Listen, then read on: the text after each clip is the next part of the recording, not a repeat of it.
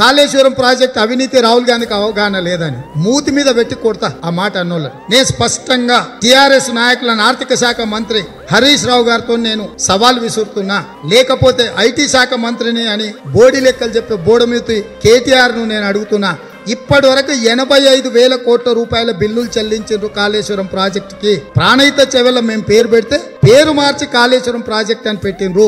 ఆ రోజు ఉన్న ఆయకట్టుకు ఈ రోజు ఉన్న ఆయకట్టుకు మీరు ఎంత అంచనాలు పెంచిండ్రు, ఎంత ఆయకట్టు పెంచిండ్రు? 16,40,000 ఎకరాల ఆయకట్టుకు నీళ్లు ఇస్తామని చెప్పి ఇప్పటి వరకు అందింది ఏ సంవత్సరంలో కూడా 74,000 ఎకరాలు దాటలేదు.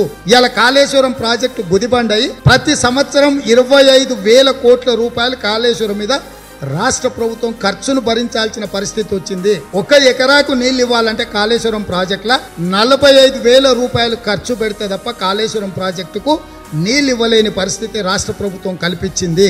అంటే ఇది తెలంగాణ రాష్ట్రానికి గుదిబండగా మారి ఈరోజు తెలంగాణ ఆర్థిక వనరులను అన్నిటిని కూడా మింగడానికి ఉన్న ఒక white elephant is Kaleshwaram project.